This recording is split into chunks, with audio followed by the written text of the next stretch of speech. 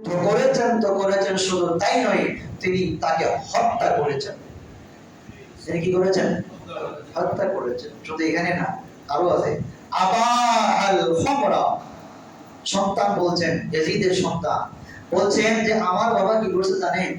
যে মদকে আল্লাহ তাআলা হারাম করে দিয়েছেন কালামে পাকে, আমার বাবা সেটাকে হালাল করে দিয়েছেন। নাউজুবিল্লাহ। আমার বাবা সেটাকে কি করেছেন? হালাল করে দিয়েছেন। শরীয়তের একটা কমন সদস্যত্ব ফতোয়া হলো, মাসালা হলো, যদি কেউ শরীয়তের কোন জায়েজ বিষয়কে নাজায়েজ মানে অথবা নাজায়েজকে জায়েজ মনে করে গ্রহণ করে, জায়েজ মনে করে গ্রহণ করে, তখন তার গুনার লেভেলে থাকে না, তার ঈমান চলে যায়, সে কাফের হয়ে যায়।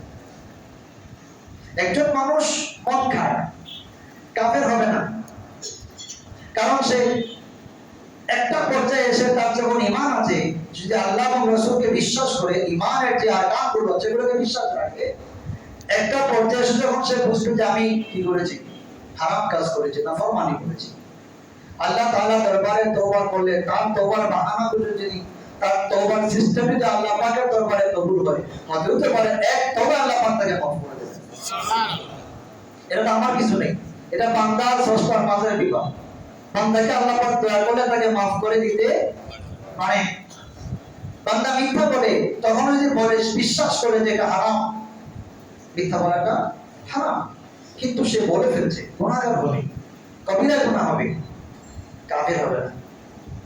কিন্তু যদি কেউ মনে করে যে মিথ্যা বলা জায়েজ আছে, আমি যে এরকম মিথ্যা বলতেছি যে সবসময় চলবে আমার গুনাহটা না হবে না, আমি মদ খাচ্ছি, আমি মাদক গ্রহণ করছি, এটা পাউডার হোক, লিকুইড হোক, ইনজেকশন হোক, আমি মদ গ্রহণ করছি, মাদক গ্রহণ করছি, সেটা জায়েজ আছে, কোনো সমস্যা নেই। এইরকম যখন মনে করবে, তখন ওই বান্দা শুধুমাত্র গুনাহগার থাকবে না, তখন তার এই গুনার গণ্ডি পাবে, তার ঈমানের গণ্ডি ক্রস করে ফেলবে, অর্থাৎ ওই ব্যক্তি তখন আর মুমিন থাকবে, কাফের হয়ে যাবে। কেন? সে হারামকে হালাল মনে করেছে, হারামকে হালাল মনে করেছে। তাহলে মুআবিয়া ইবনে ইয়াজিদ এজিদের সন্তান ঘোষণা দিচ্ছে, আমার বাবা মাদককে হারাম করেছেন, বৈধ দান করেছেন। এখানে কি বোঝা গেল? ছেলের দৃষ্টিকোণ থেকে তার বাবার ঈমান নেই, তার কি নেই? ঈমান নেই। শুধু তাই নয়, এরপরে আবার তিনি বলেছেন যে কানা তারিকা সালাহ, আমার বাবা বেনামাজি ছিলেন। কি ছিলেন? বেনামাজি। নামাজ পড়তেন না, বেনামাজি, নামাজ তরককারী ছিলেন। অথচ আমরা আশ্চর্যের সাথে খেয়াল করি, কিছু কিছু মানুষ এখন ইয়াজিদকে আমিরুল মুমিনিন তো বলে 100 রাকাত নামাজ তিনি আদায় করে, এরকম বলে। ছেলে বলে তারিকা সালাহ, ছেলে বলে নিজের অরুজদার সন্তান বলে আমার বাবা কি ছিলেন? নামাজ তরককারী ছিলেন, নামাজ তরককারী ছিলেন। 1000 বছর পরে, প্রায় 1400 বছর পরে, যখন আমি বা আমার সমবয়সী বা আমার যুগের কোনো মানুষ যদি বলে যে ইয়াজিদ সাহেব বড় নামাজি ছিলেন, তিনি 100 রাকাত নামাজ পড়তেন, কি বোঝা গেল?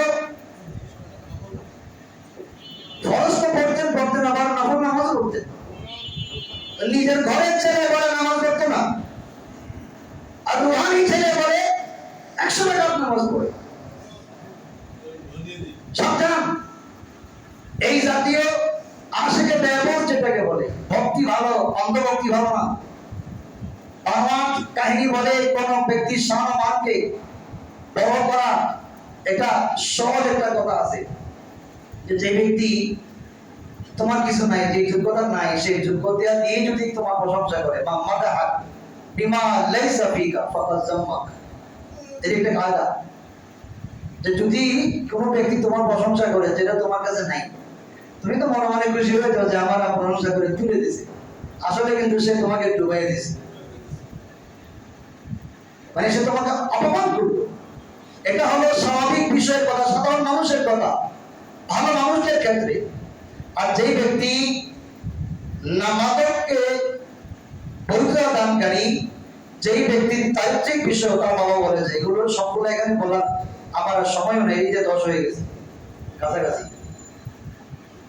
কি বললাম, নিজের সন্তান পেতে যাওয়ার চারিত্রিক বিষয় সে নম্বর ছিল। তো যে হাতে মাদক থাকে, মদ থাকে, যেই হাতে সিনার ছোঁয়া থাকে, যেই হাতে আহলে বাইত রাসূলের পবিত্র রক্ত গড়ানো যে শির মুবারক যেখানে রাখা হয়েছিল, তার সামনে রাখার পরে তার বেতের ছড়ি দিয়ে ইমাম আলী মাকাম হোসাইন রাদিয়াল্লাহু আনহুর দাঁত মুবারকের মধ্যে খোঁচা দিয়ে দাঁত ফেলে দিয়েছে। ইবনে বাজ্জার রাদিয়াল্লাহু তাআলা আল্লাহর নবীর একজন সাহাবী, সিনিয়র সাহাবী, তিনি বলেছেন, এই মালউন, কাকে বলেছেন? ইয়াজিদকে বলেছেন, এই মালউন, আমার নবীকে আমি নিজে দেখেছি ইমাম হোসেনের এই দাঁতের মধ্যে ঠোঁট লাগিয়ে চুমু দিয়েছেন। এই ঠোঁটটাকে আমার নবী নিজের ঠোঁট মোবারক দিয়ে চুষেছেন, আমি নিজের চোখে দেখেছি। আর সেই দাঁতের মধ্যে তুই তোর লাঠি দিয়ে গোলা দিয়েছিস। একজন সাহাবী যদি সে আমিরুল মুমিনিন হতো, সে যদি মুমিন হতো, তাকে কখনো মালউন তুলতেন না। আপনি সাহাবায়ে কেরামের আদর্শ মানেন কি মানেন না, সেটা আপনার আইডিওলজি এবং যেটা আপনি ধারণ করছেন সেটা দিয়ে স্পষ্ট হয়ে যাবে। আমিরে মুআবিয়া, হযরত অমুক তমুক রাদিয়াল্লাহু আনহু এগুলো বলা ইয়াজিদের ক্ষেত্রে, এটা একজন মুমিনের ক্ষেত্রে কখনো সম্ভব হতে পারে না। সাবধান, আহলে বাইত রাসূল সাল্লাল্লাহু আলাইহি ওয়াসাল্লাম মুহাব্বত অন্তর ধারণ করা ফরজ। ঠিক তেমনিভাবে আহলে বাইতের দুশমন যারা, এদের বিদ্বেষ অন্তরে রাখা তেমনিভাবে আল্লাহ পাক ফরজ করে দিয়েছে।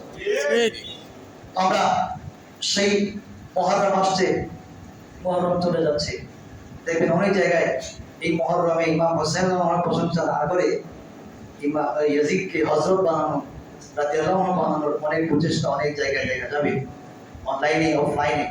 আমি আপনাদের আপন, আপনারা আমার আপন। ঈমান আমল রক্ষা করার জন্য আমি আপনাদেরকে, আপনারা আমাদেরকে, আমাকে পরামর্শ দেওয়া একটা দায়িত্ব। সেই দায়িত্ব জায়গা থেকে আমি সতর্ক করে দিলাম, বাকিটা আপনাদের হাতে। আল্লাহ তাবারাকা ওয়া তাআলা আমাদেরকে আহলে বাইত রাসূলের মুহাব্বত অন্তরে ধারণ করা এবং ইয়াজিদ সহ আহলে বাইত রাসূলের যত বিদ্বেষ পোষণকারী আছে, এদের থেকে, এদের ফিতনা থেকে, এদের ব্যাপারে ভালো ধারণা রাখা থেকে আমাদেরকে আল্লাহ পাক হেফাজত রেখে গোটা জগতে, এই দুনিয়া যতদিন আল্লাহ পাক হায়াতে রেখেছেন, আমাদেরকে জন্য ঈমানি হায়াত, আমাদের ইসলামী হায়াত, হুসাইনি হায়াত, হাসানি হায়াত আমাদেরকে দান করেন। সকলে বলি আমিন। আমাদের শাহাদে কারবালা মাহফিল আমি গত জুমাতেও ঘোষণা দিয়েছি।